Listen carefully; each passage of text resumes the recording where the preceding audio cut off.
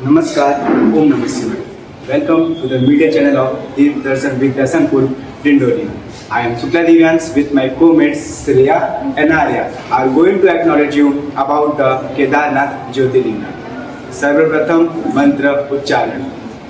जय केदार उदार शंकर मन भयंकर दुख हरम गौरी गणपति स्कंद नंदी श्री केदार नमाम्यहम्।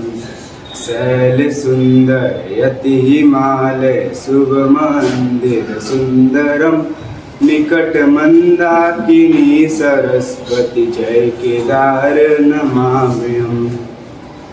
इस ज्योतिर्लिंग का इतिहास संक्षेप में ये है कि हिमालय के केदार शिव पर भगवान विष्णु के अवतार महातपस्वी नर और नारायण ऋषि तपस्या करते थे।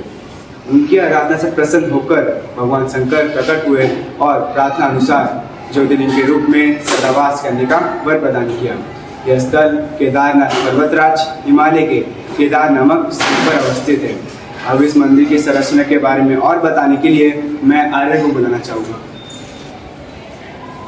ओम हिंदम के कुंड से निकलती मंदाकिनी नदी सबसे समीप केदारनाथ पर्वत 3562 मीटर की ऊंचाई पर स्थित है।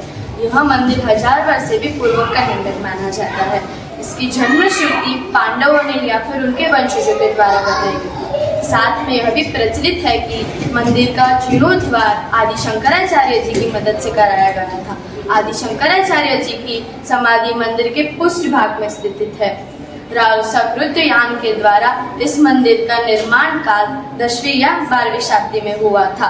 यह मंदिर वास्तु काल का सबसे सुंदर और आकर्षक नमूने में से एक है। मंदिर मंदाकिनी के घाट पर स्थित है। मंदिर में पूरे दिन खूब अंधेरा रहता है, इसीलिए वहां एक दिए से शिव जी के दर्शन किए जाते हैं। यह शिवलिंग स्वयंभ है। मंदिर के अंदर निकलती नुकीली चट्टान को शिव जी के रूप में माना जाता है। यह शिवलिंग 4 हाथ लंबी और 1.5 हाथ मोटी है। और तो और मंदिर के अंदर द्रौपदी सहित 5 पांडवों की अलग अलग मूर्तियां भी स्थित है। धन्यवाद। अब आगे का कहानी और इतिहास बुलाने के लिए मैं श्रेया को आमंत्रित करना चाहती हूँ। ओम नमः शिवाय। पंच केदार की कथा ऐसी मानी जाती है कि महाभारत के युद्ध में विजयी होने पर पांडवों को भ्रातृ हत्या के पाप से मुक्ति पाना चाहते थे, इसलिए वह भगवान शंकर का आशीर्वाद माना जाते थे। किंतु भगवान शंकर उनसे रुष्ट थे। पांडव उन्हें खोजते हुए काशी गए, पर वह उन्हें वहां नहीं मिले। वह खोजते हुए उन्हें हिमालय तक आ पहुंचे, किंतु वह उन्हें वहां दर्शन नहीं देना चाहते थे, इसलिए वह वहां से अंतर्ध्यान हो केदार में जा बसे। दूसरी ओर पांडव भी लगन के पक्के थे, इसलिए वह वहां से केदार तक आ पहुंचे और वहां पर उनको संदेह हुआ कि अतः भीम ने अपना विशाल रूप धारण कर दो पहाड़ों पर पैर फैला दिया और अन्य वहां से सब गाय बैल जा चुके थे, किंतु वहां से रूपी बैल शंकर भगवान नहीं जाना चाहते थे, इसलिए वह वहां से अंतर ध्यान होने लगे। किंतु भीम उन पर झपटे, उनकी त्रिकोणात्मक पीठ का भाग उन्होंने पकड़ लिया।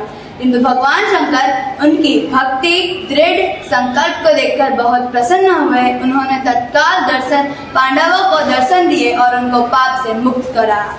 उसी समय से भगवान शंकर की त्रिकोणात्मक पीठ का भाग आकृतिक पिंड में काठमांडू में प्रकट हुआ, जहाँ पे अभी पशुपतिनाथ का प्रसिद्ध मंदिर है।